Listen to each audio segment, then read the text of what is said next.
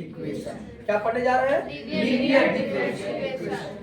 तो सबसे पहले इसका कॉन्सेप्ट हम लोग देखें क्या है, लीनियर डिफरेंशियल इक्वेशन। ध्यान से देखिएगा, पहले हर टॉपिक को पहचानने का हम तरीका जानते थे, इसके बाद हम लोग उसका मेथड जानते थे। तो यहाँ भी देखें कैसे हम एग्जाम में पहचानेंगे कि ये सवाल लीनियर डिफरेंशियल इक्वेशन का है या किसका है। तो चलिए देखिए, यदि कोई differential equation dy upon dx plus p y is equal to q के फॉर्म में हो। मेरी तरफ ध्यान दें, यदि कोई differential equation dy by dx plus p y is equal to q के फॉर्म में हो, जहां p और q दोनों किसके फंक्शन हो, जो इंडिपेंडेंट वेरिएबल है। यहाँ x है तो x होगा, अगर यहाँ t रहता तो t होता, y रहता तो y। तो ये x के फंक्शन हो, अदरवाइज ये क्या हो, कांस्टेंट हो। तो इस तरह का differential equation linear differential equation कहलाता है। The differential equation is in the form of dy by dx plus py is equal to q, where p and q is a function of only x or constant is called linear differential equation। Definition समझ में आ रहा है क्या है? क्या है ये? यदि कोई differential equation dy by dx plus p y is equal to q के फॉर्म में हो, जहां p और q दोनों किसके फंक्शन हो, x के, या फिर क्या हो, कांस्टेंट हो। तो इस तरह का डिफरेंशियल इक्वेशन क्या कहलाता है? Linear differential equation. अब जरा समझिएगा इसका मेथड और ये कैसे आएगा, ये चीज हम आपको अभी जब कंप्लीट हो जाएगा न्यूमेरिकल तो बताएंगे। अभी कैसे सवाल लगाएंगे वो समझ लीजिए। इसमें 3 स्टेप रहेंगे, ध्यान दें। पहला काम आप P निकाल लीजिए और Q निकाल लीजिए। देख के सवाल में P और Q निकाल लीजिए। पहला काम, first of all you have to find out the value of P and Q। आपको मैं 3 बार इशारा कर चुका कि इधर ध्यान दीजिए। क्यों लिख रहे हैं? लिखवाया जाएगा ना, अभी जब मौका मिलेगा तो लिखिएगा। तो सबसे पहला काम आप क्या कर, पहले समझ लीजिए। पहला काम P और Q निकालेंगे। फिर दूसरा काम देखो ध्यान से, इंटीग्रेटिंग फैक्टर निकालेंगे।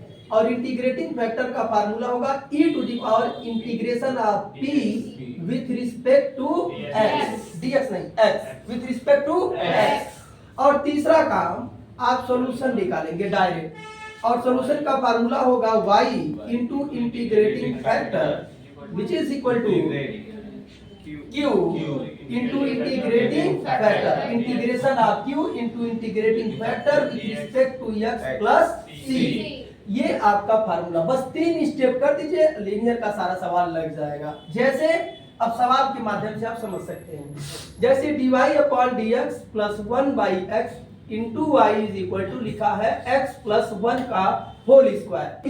इस फॉर्म में देखिए है dy upon dx plus p y plus ये देखो ये p हो गया, ये p y is equal to q।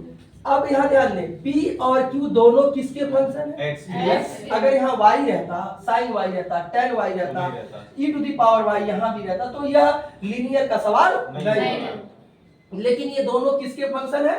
x के। इसलिए सवाल किस फॉर्म में है? लीनियर के फॉर्म में। जैसे फिर एग्जांपल आप समझ सकते हैं, dy upon dx plus x y is equal to x square. अब देखिए P और Q दोनों किसके फंक्शन है? x के। इसलिए सवाल किस फॉर्म में है? लीनियर। फिर एग्जांपल समझ सकते हैं, dy upon dx plus sine x into y is equal to tan 2x लिखा है। अब देखिए ये P और Q किसके फंक्शन है? x के। इसलिए सवाल किस फॉर्म में है? किस फॉर्म में है? लीनियर के फॉर्म में। किस फॉर्म में है? लीनियर के फॉर्म में। फिर ध्यान दें, dy अपॉन dx प्लस यहाँ ध्यान दीजिए e to the power x y is equal to e to the power x minus 1 ऐसे लिखा है। अब बताइए P और Q किसके फंक्शन है? x के। सवाल किस फॉर्म में है? जैसे फिर ध्यान दीजिए dy अपॉन dx प्लस यहाँ ध्यान दीजिए यहाँ लिखा है 1y इज इक्वल टू लिखा है साइन y। अब बताइए अगर सपोज करिए ये 1 बाई एक्स है, तो P तो x का फंक्शन है, लेकिन क्या Q भी x का फंक्शन है? नहीं। इसलिए सवाल लीनियर का नहीं है। क्लियर हो गया सबको? चलिए इसे मिटाते हैं। अब इसके मेथड को हम एग्जांपल के माध्यम से समझते हैं, ठीक है? सवाल को हम कैसे लगाएंगे अभी ध्यान से देखिए। ये कंफर्म हो गया कि ये सवाल किसका है? लीनियर। पहला काम यहाँ नकल कर लीजिए, क्या करेंगे? P और Q निकालेंगे। p कितना है 1/x और q कितना है x प्लस 1 का होल स्क्वायर। क्या मिलेगा भैया x square plus 1 plus 2x। अब दूसरा काम क्या करना है इंटीग्रेटिंग फैक्टर। इंटीग्रेटिंग फैक्टर निकालेंगे। फार्मूला क्या होगा e to the power integration of p with respect to x। p कितना है 1/x और dx। यहाँ ध्यान दीजिए इसका इंटीग्रेशन क्या होगा log x और e के ऊपर अगर लाग लग जाता है तो ये डायरेक्ट ये जो रहता है ना इसी को लिख लेते हैं। कोई प्रॉब्लम। अब अंतिम लाइन क्या होगा सॉल्यूशन। सॉल्यूशन का फार्मूला क्या है देख के बताइए y into integrating factor which is equal to integration of q into integrating factor with respect to x plus c। Integrating factor कितना निकाले हैं x। q कितना है देख के बताइए x square plus 1 plus 2x और इंटीग्रेटिंग फैक्टर कितना है x और यहाँ dx प्लस c। अगले लाइन से x cube plus x plus 2x square dx plus c मिलेगा भैया x to the power 4/4 plus x square by 2 plus x cube by 3 और प्लस क्या हो जाएगा c। बोलिए सब लोग समझ गए जवाब दीजिए। इसे नोट करेंगे लेकिन उससे पहले एक चीज और जान दीजिए यहाँ पे यह जरूरी नहीं है कि हमेशा dy बाय dx ही रहेगा। ऐसे भी हो सकता है dx upon dy plus px is equal to q। अब यहाँ p और q किसके फंक्शन होंगे या फिर क्या होना चाहिए कांस्टेंट। तो ये भी क्या कहलाएगा लीनियर। इसे लगाने के लिए p और q निकालेंगे। इसे लगाने के लिए यही फार्मूला लगाएंगे लेकिन यहाँ dx है तो क्या आया है dx। यहाँ पर क्या आ जाएगा dy। समझ में आ रहा यहाँ y है तो यहाँ क्या रहा है y। यहाँ x है तो क्या जाएगा x और फिर यहाँ किसके रिस्पेक्ट में x के तो वहां किसके रिस्पेक्ट में y। समझ में आ गया। तो ये इसका मेथड था जरा नोट कर लीजिए। हम लोग अगले सवाल से देखें। यहाँ मेरी तरफ ध्यान दें dy upon dx plus 2 cot x into y is equal to 3x square cosec square x। अब यहाँ ध्यान से देखिए और देख के बताइए क्या यह लीनियर का सवाल है क्योंकि यह p है और ये क्या है q और ये दोनों किसके फंक्शन है x के। इसलिए सवाल किस फॉर्म में है लीनियर। अब इसे लगाने के लिए नकल कर लीजिए। पहला काम क्या करेंगे आप लास्ट बार बोल रहे हैं अभी लिखना नहीं है तो नहीं लिखना है ना पहले दिमाग में लिख लीजिए। समझ लेंगे तो कॉपी में लिखेंगे तो समझ में आएगा। पहले ही आप लिखना चालू कर देते हैं तिवारी जी। पहले इसको क्या करिए पहले समझ लीजिए और जब समझ लेंगे तो फिर लिखने की जरूरत बाद में पड़ेगी। नहीं भी लिखेंगे तो घर जाके लिख लेंगे अपने आप। ठीक है। अब जरा ध्यान दीजिए अभी ध्यान दीजिए इधर पहला काम क्या करेंगे p और q निकालेंगे। तो p कितना है 2 cot x और q कितना है 3x square cosec square x। कोई प्रॉब्लम। दूसरा काम क्या करना है इंटीग्रेटिंग फैक्टर। इंटीग्रेटिंग फैक्टर का फार्मूला क्या है e to the power integration of p with respect to x। p कितना है भाई 2 cot x और dx। यहाँ ध्यान दीजिए इसका समाकलन आप करेंगे तो इंटीग्रेशन करेंगे तो क्या होगा 2 और ये क्या होगा बताइए log sin x। या अगले लाइन से e to the power log ये प्रॉपर्टी है कि ये यहाँ आ जाएगा और e to the power log है तो सीधे ये चीज आ जाएगा। बोलिए सब लोग समझ गए कि नहीं। अब क्या लगाएंगे सॉल्यूशन। यहाँ देखिए सॉल्यूशन लिखेंगे। क्या फार्मूला है y into integrating factor which is equal to integration of q into integrating factor with respect to। अच्छा समझिए ये चीज बार बार बोलने और लिखने से फार्मूला अपने आप आपको समझ में आने लगेगा याद हो जाएगा। समझ गए। जितना सवाल लिखे लगाएंगे और ये बोलेंगे बोल बोल कैसे लगाइए तो अपने आप आपको सब याद हो जाएगा। इंटीग्रेटिंग फैक्टर क्या है sin स्क्वायर x। q कितना है 3x square cosec square x और इंटीग्रेटिंग फैक्टर कितना है और हो जाएगा dx प्लस c। इससे ये क्या हो गया तो मिल जाएगा x स्क्वायर का समाकलन x3 प्लस c इससे कट जाएगा तो मिलेगा एक्स क्यूब प्लस सी, ये हो जाएगा वाई साइन एक्स स्क्वायर। बोलिए समझ में आ गया? कोई दिक्कत? इसे नोट करिए। अगला सवाल कोई सवाल कोई लगाया हो पूछना चाहते? बोलिए क्या है? x प्लस 2 बोलिए 2y cube dy upon dx is equal to y। लगाए थे? चलिए तो dy upon dx is equal to, ध्यान देना, 2x प्लस 2y क्यूब लिखा है।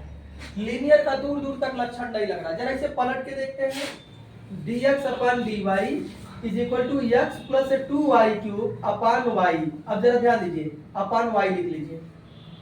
अब जरा देखिए dx upon dy is equal to x by y plus 2y cube upon y, या dx अपान dy इसको इधर ले आइएगा तो -1 by y into x is equal to 2y square. अब देख के बताइए क्या p और q दोनों किसके फंक्शन है?